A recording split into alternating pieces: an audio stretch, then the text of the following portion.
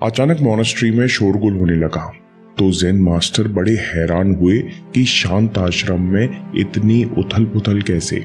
तत्काल बाहर आकर देखा तो पता चला कि उनके 3 सबसे होशियार और सीनियर शिष्य आपस में जोर जोर से बातें कर रहे हैं। ज़ेन मास्टर ने तीनों शिष्यों को अपने पास बुलाया और बहस करने का कारण पूछा।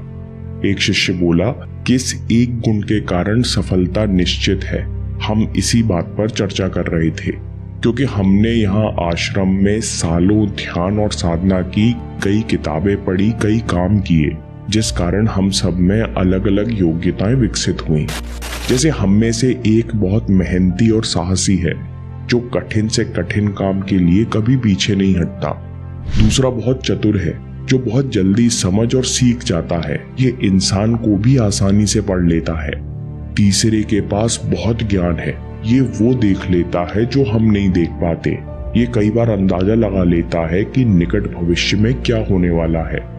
शिष्य ने आगे कहा, हम ये जानना चाह रहे थे कि इनमें से कौन सी एक क्वालिटी है जो सफलता के लिए होना सबसे जरूरी है। ज़ेन मास्टर ने कुछ देर सोचा और बोला, मैं तुम्हें कुछ दिन में जवाब देता हूँ। कुछ ही दिन बाद भूटान के एक ऊंचे पहाड़ वाले आश्रम से आमंत्रण आया कि यहाँ एक सभा होने वाली है, अपने आश्रम के सर्वश्रेष्ठ शिष्यों को भेजिए।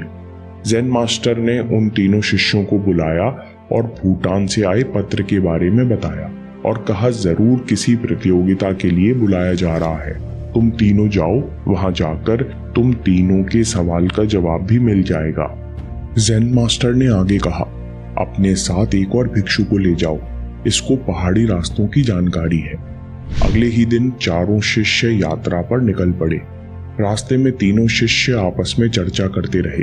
चौथा भिक्षु सबसे जूनियर था, वह कुछ साल पहले ही आश्रम आया था और इसमें कोई खास विशेषता दिखती भी नहीं थी, इसलिए ये चुपचाप इनके पीछे पीछे चलता रहा।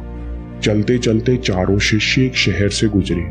यहाँ एक विश्वविद्यालय था, जहाँ एक समारोह में कई विषयों पर चर्चा होनी थी।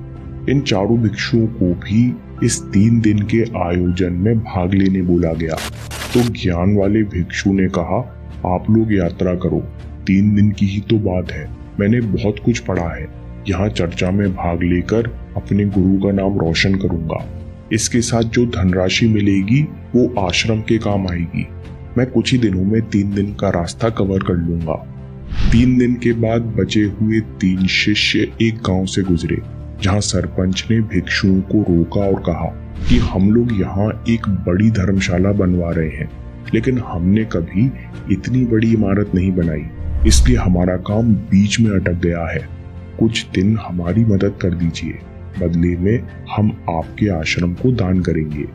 मेहनती भिक्षु ने बोला, बस 4 दिन की बात है, ये लोग आधी इमारत तो बना ही चुके हैं, अब सबसे जरूरी काम छत डालने का है। मैं 4-5 दिन में इनको काम सिखा कर आता हूँ। मैं घोड़े पर बैठकर 4 दिन की यात्रा कवर कर लूंगा। 1 हफ्ते में ज्ञानी भिक्षु चला गया, मेहनती भिक्षु चला गया, चतुर भिक्षु पैटर्न समझ रहा था। चतुर भिक्षु को थोड़ी जलन भी हुई कि ये दोनों बाद में आकर बड़ी बड़ी बातें करेंगे और आश्रम में इनकी काफी तारीफ भी होगी, लेकिन चतुर भिक्षु सावधान भी हो गया। उसने सोचा कि वर्षों की साधना के बाद भी ये दोनों डिस्ट्रैक्शन से बच नहीं पाए, मैं सावधान रहूंगा। अब 2 भिक्षु दिन रात चलते हुए पहाड़ के नजदीक पहुंचे। रात हो चुकी थी, जंगल लगने वाला था, तो उन्होंने जंगल के पास एक दरवाजा खटखटाया। एक सुंदर लड़की ने दरवाजा खोला और रोने लगी। उसने बताया कि पिताजी सुबह जंगल गए थे, शाम तक नहीं लौटे, इसलिए माँ और भाई भी उन्हें ढूंढने गए हैं। आप सही समय पर आए हैं, मैं अकेली हूँ, आज रात यहीं रुक जाइए। दोनों भिक्षुओं ने रात में विश्राम किया और सुबह यात्रा की तैयारी करने लगे। तब लड़की ने बोला कि कुछ देर और रुक जाइए, मैं अकेली हूँ। चतुर भिक्षु तो रात में ही उसके सौंदर्य से आकर्षित हो गया था। उसने चौथे भिक्षु से बोला, देखो इस बेचारी को हमारी जरूरत है, मैं रुक जाता हूँ, तुम आगे चलो, मैं शाम तक यहाँ से चल पड़ूंगा और ऊपर पहाड़ पर ही मिलूंगा। आश्रम के पहले मेरा इंतजार करना। चौथा भिक्षु ऊपर आश्रम पर पहुंचा। वहां सवाल जवाब की प्रतियोगिता का आयोजन था।